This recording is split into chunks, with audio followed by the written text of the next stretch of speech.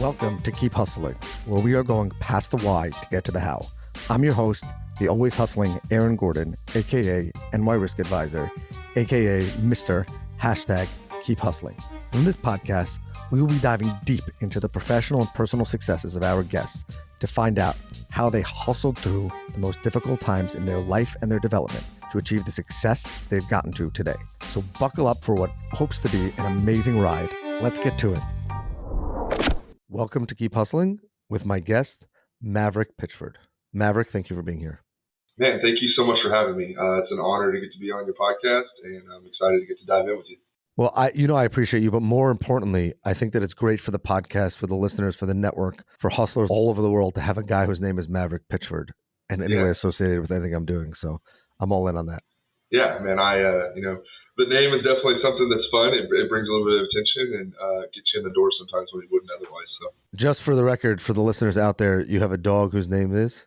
Goose. Yep. Just making sure for all you out there.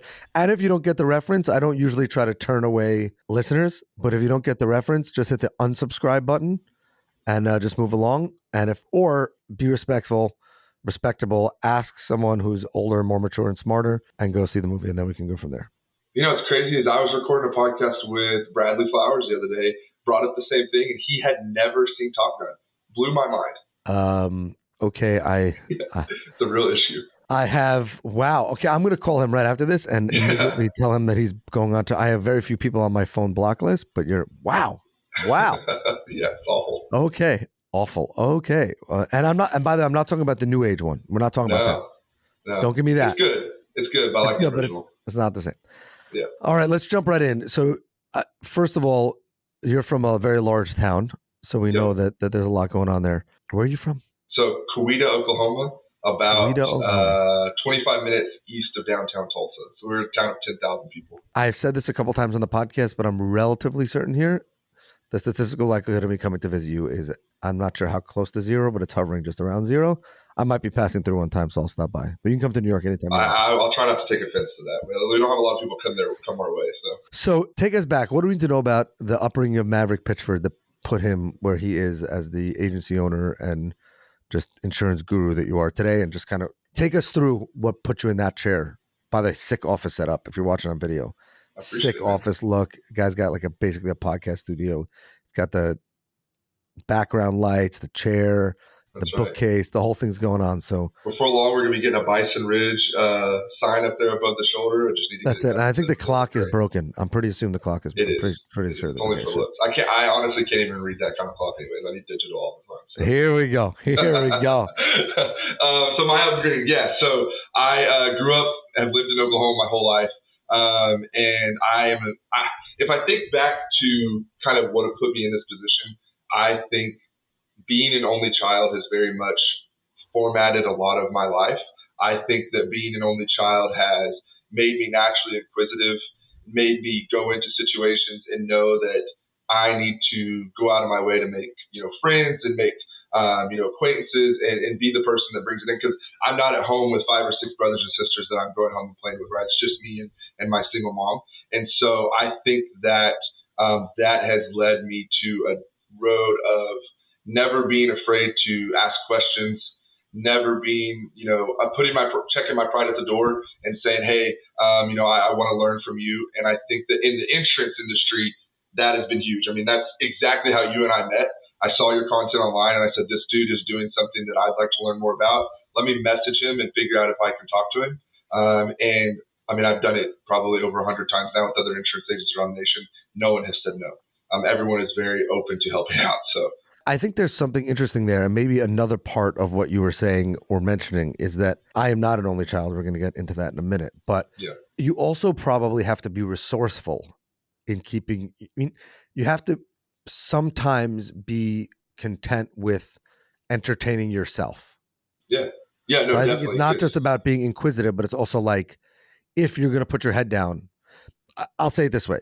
If I were to do what you did and went out on my own, literally in my grandmother's living room, part of that grind would be very hard for me to associate with.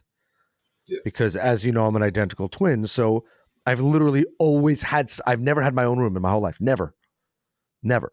So Yeah. like a loan scares me a little bit. You know what I'm saying? Yeah. But I think in this case, it's an advantage because it's like I can do it alone. I'll hire people. I want to build a business and things like that. Right. But in the end of the day, I can sit for 8 hours and focus and entertain myself or work myself and achieve the goal that I'm trying to achieve, which is also, I never knew that you were an only child. So Yeah. I love that. What did your mom say when you kind of jumped out on your professional journey?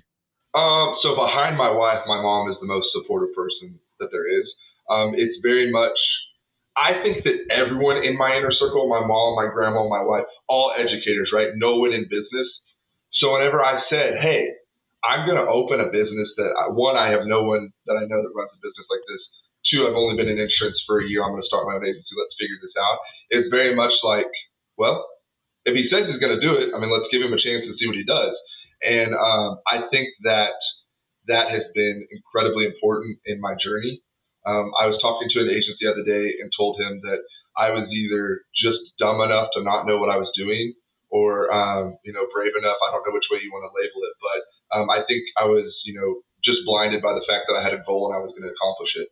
And so she was very supportive. My wife is extremely supportive. I mean, I literally could not be sitting here talking to you if it wasn't for her. And so both of them have been, the backbone to this, definitely. How many siblings does your wife have? She has two. She has two sisters. They're all 18 months apart. So incredibly tight knit family. Obviously typical small town stuff. I live 5 minutes east of my in-laws. I live 6 houses away from my brother and sister-in-law. So I mean, it's very close knit. Did you guys know each other growing up? Yeah, so my wife and I actually started dating in high school.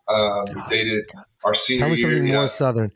I know. And I was a football player, and she was a cheerleader, and we just went to the senior dance together, and then we had babies. Yeah, exactly. Yeah, my wife was homecoming and prom queen, and I was not as high achieving in high school as her. I look back, and I probably was extremely lazy in school. And so she way out punted your coverage here. Let's be honest. Yeah. Oh, for sure. But she doesn't know that, so I'm good. Well, hopefully she's listening. And for the record, for the listeners who don't know, Maverick Pitchford is the proud father at being an only child. Not only, if you don't think God has a sense of humor, he has 3 sons, I believe. Yep. And 2 of them are twins. Yep. So, only child, God got the last laugh. Yeah. So I have 3 boys, all under 3. So I'm allowed to say, because I'm a twin, that you say you enjoy it and it's not so bad. I heard the stories from my father, especially. Yeah. So yeah, you don't have to lie. I've got to tell everyone, all your listeners, when I told people that I was having twins, every single person I said was, everyone was, oh, that is so amazing. You're so blessed. Congratulations. I told Aaron, he was the only person that was blatantly honest with me and said, you're a complete idiot. What are you doing? How did you let this happen? And that's kind of the foundation of our friendship, and I appreciate that of him. So. It's true, but you know that like one of my goals in life is that when I meet someone, I want within 2 to 5 minutes for them to know without any shadow of a doubt that I'm from New York. Yeah. And so that, and like from the core of the Big Apple. And so I think there's that. I do remember calling you an idiot, and for that I apologize.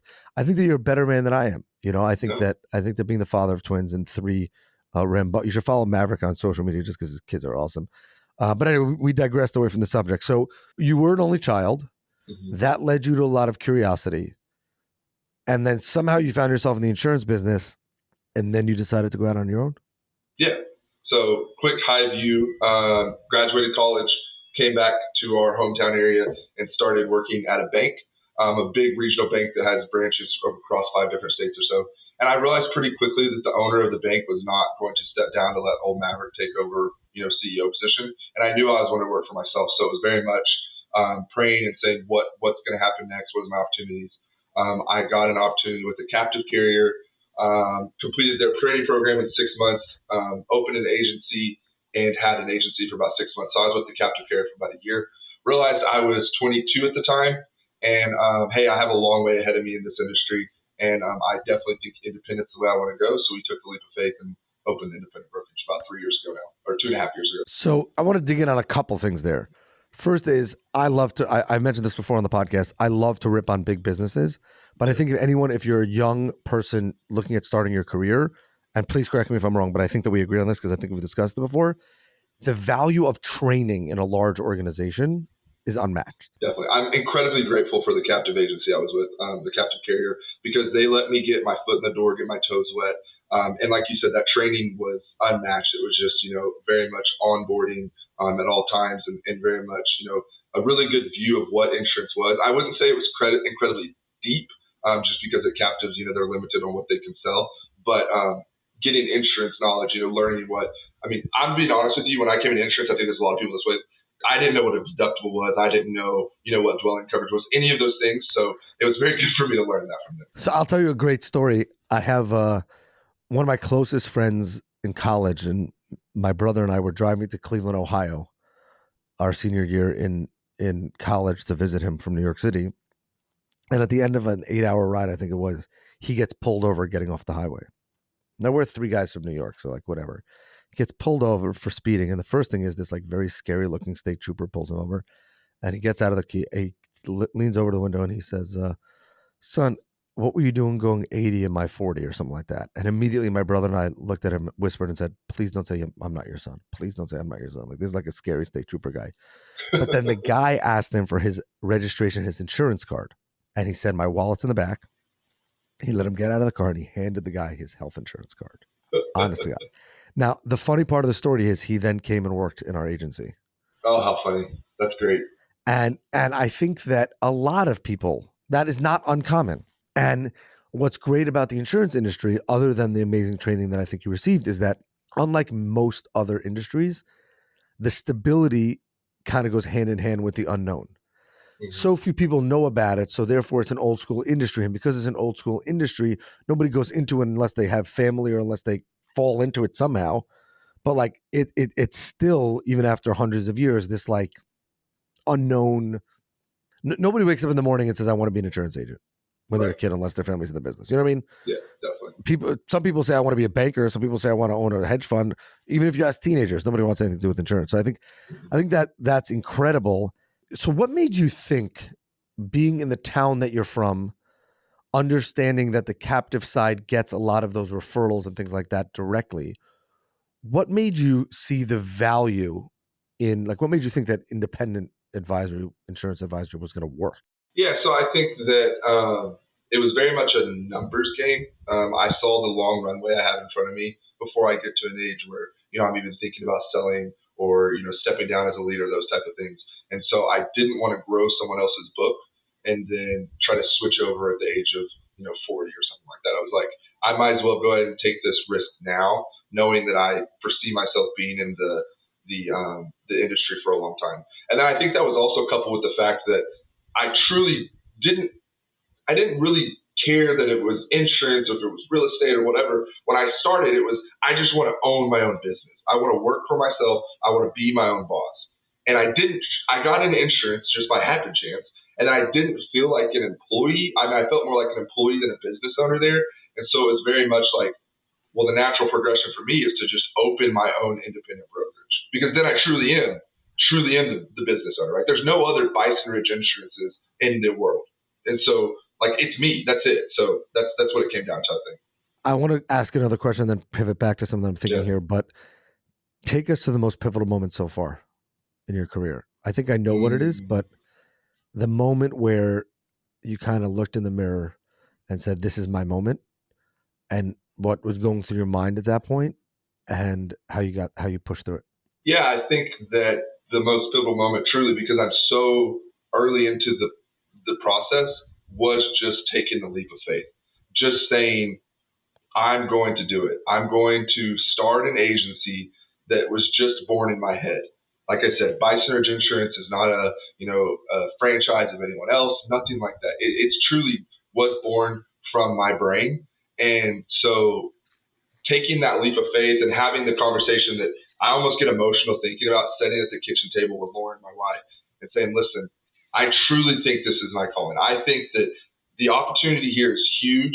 And I think that the life that it can leave for not only myself, my wife, but also my 3 boys, the legacy I can leave for them with this business is massive. And we're 22. So if it doesn't work out, I have a chance to start over and do something else. But when we committed, it was not like 1 foot out the door. It was very much, we're committed to this and we're going to do it and make it happen. So I think having that conversation at the kitchen table, her saying, give me 5 years. If it looks like we're not going to make it, we'll shut it down and start over somewhere else. But definitely just the leap of faith aspect. I'm going to press you on this. Yeah. Why are you saying that it's a leap of faith? It's not a leap of faith. You believed in something, and you had the skills to do it. Yeah, I think the leap of faith is the unknown. I think the leap of faith is getting to the independent channel is a little scary. Coming from captive, there's not a lot of, I don't feel like there's a lot of information out there on how to get started. So there was a lot of we keep it that way intentionally. Yeah, exactly. Well, now I'm happy it's that way. I don't want more keep people like you out.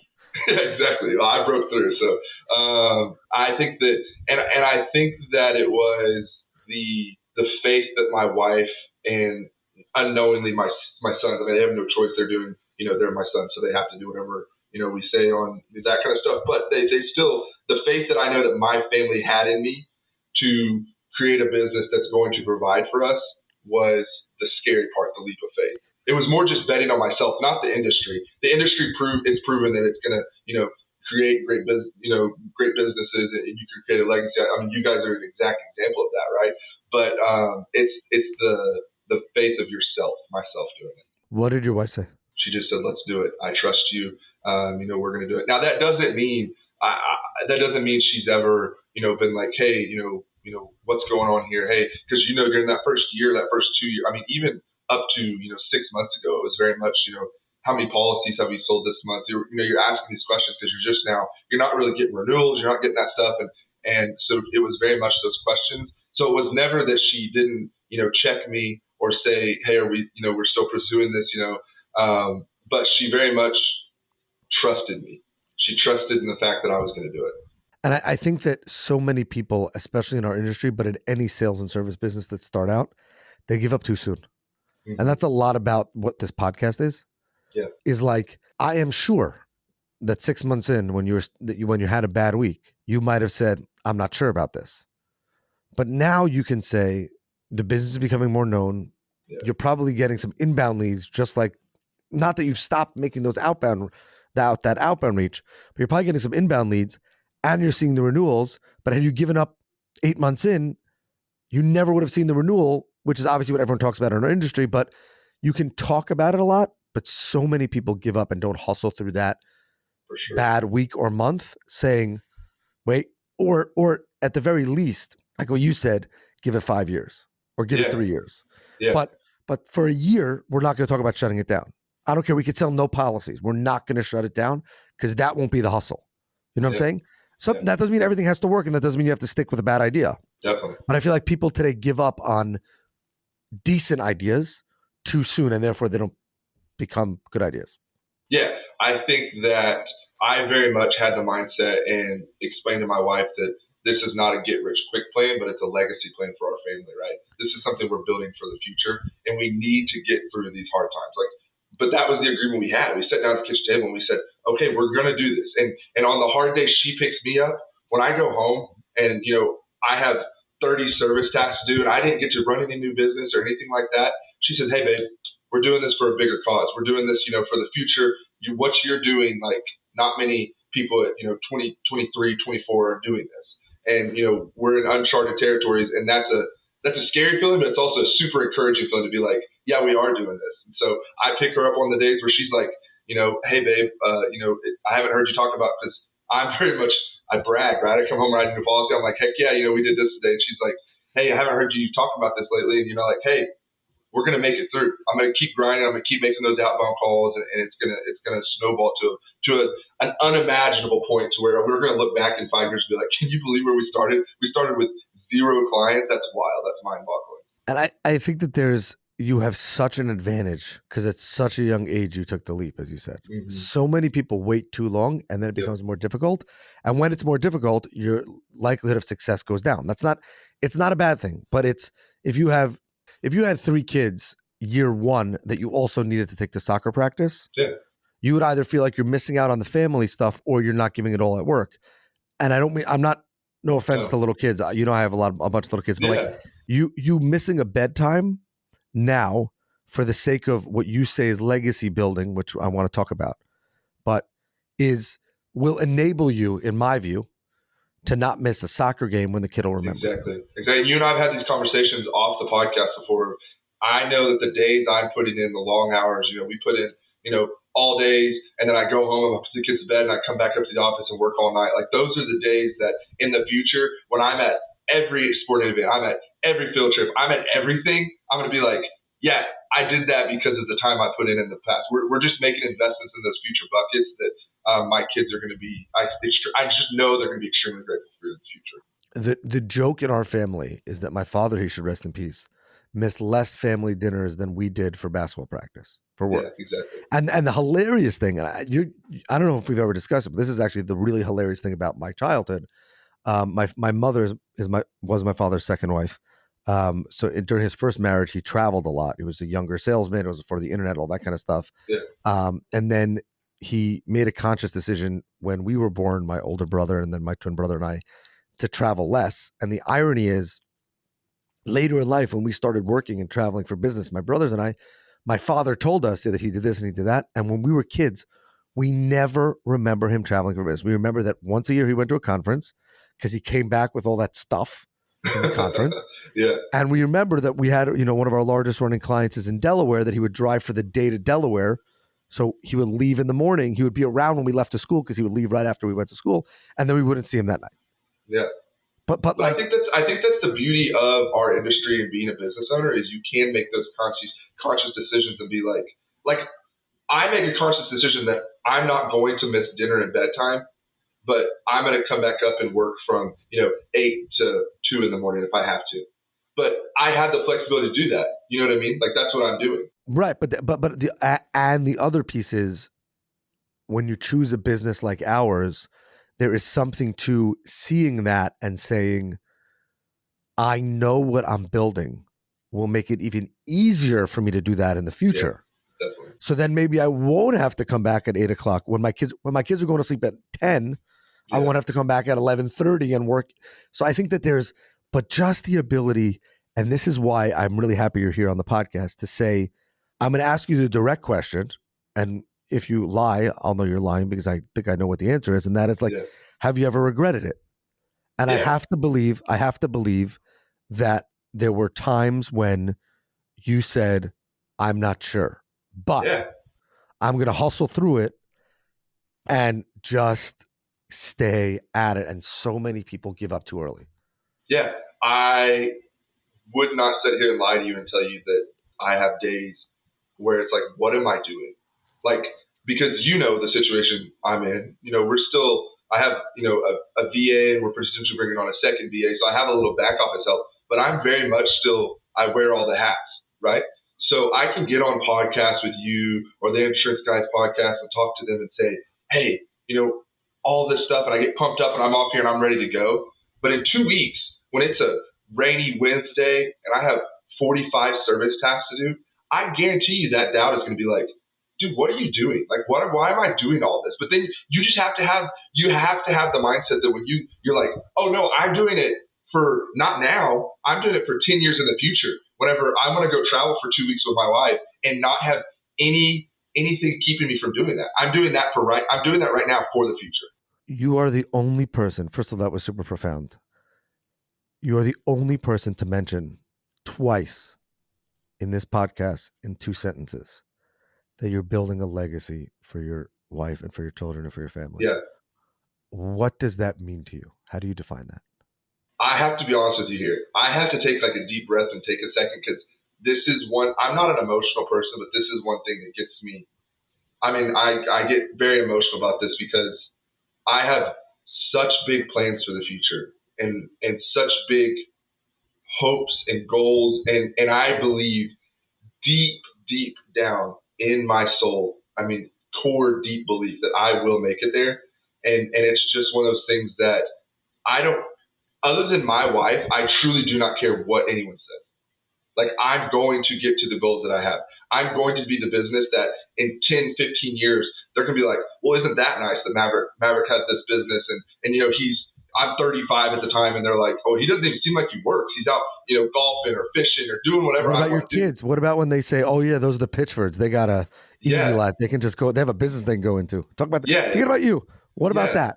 Yeah, I mean that's it. That's it. That's one step further, right?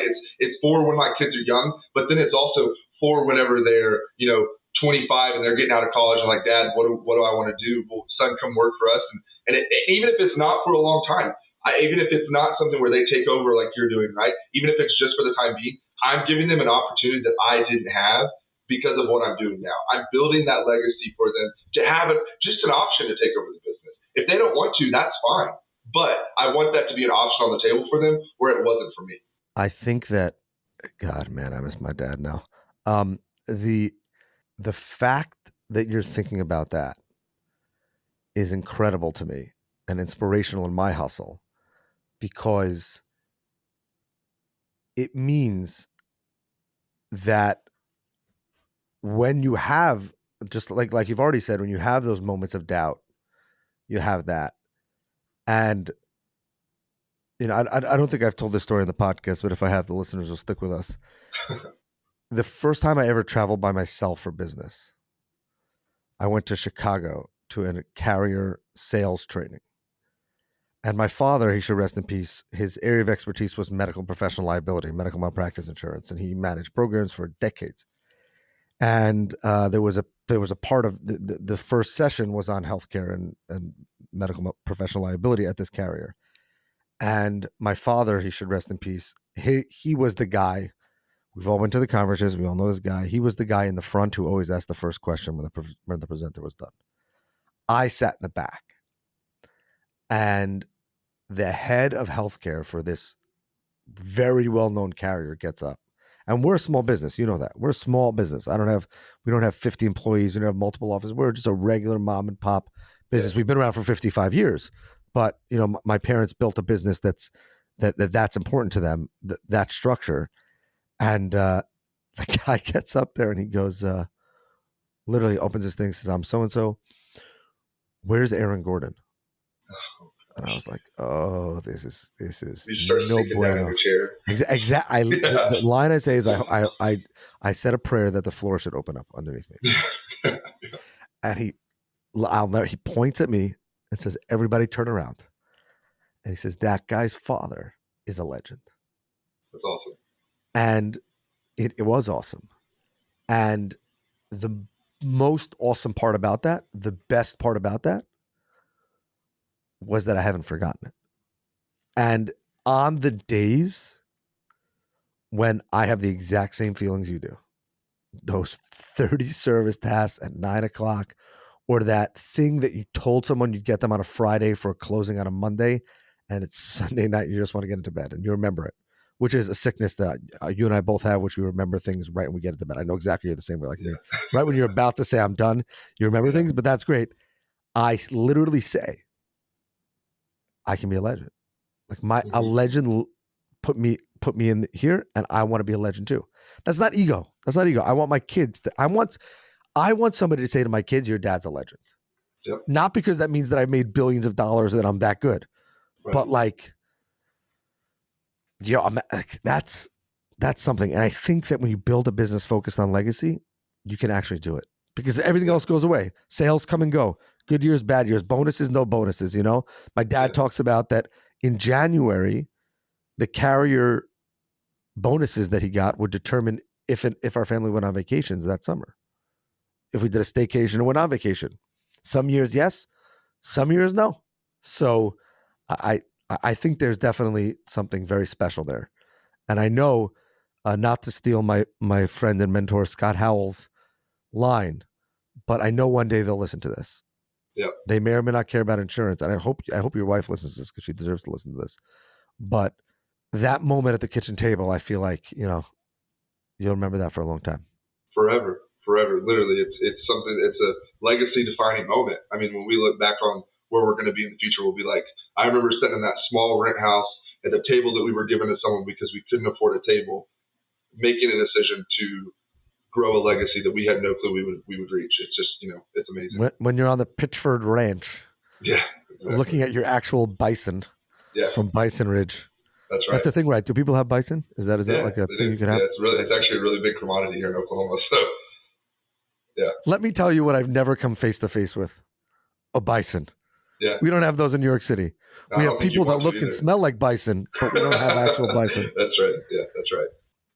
Maverick Pitchford, you inspire me. Yeah, I appreciate it. I can't wait. I can't wait till this legacy and this movie plays out in the incredible way it is. I hope I get to see you soon. We have a closing tradition on this podcast where we ask our guests to leave the audience with their favorite all-time or current inspirational quote. Yeah. And why. And the floor is yours. I have a sticky note right here on my computer. It says, "Do not forget the art of the possible," because I think that in a legacy growing business like this, the possibility is even more than I can imagine. I have some really lofty goals for my life and for my legacy of this business. And I think the possibilities are even bigger than that. And so I think that if you have that mindset of not forgetting the art of the possibility and the legacy, your why, right? My why is bigger than me. I'm not doing this as a pride thing. I'm doing this for more than making money. I'm doing this for my family, for my boys. When we talk about those days that are hard, it's easy to push through. It's easier to push through those days.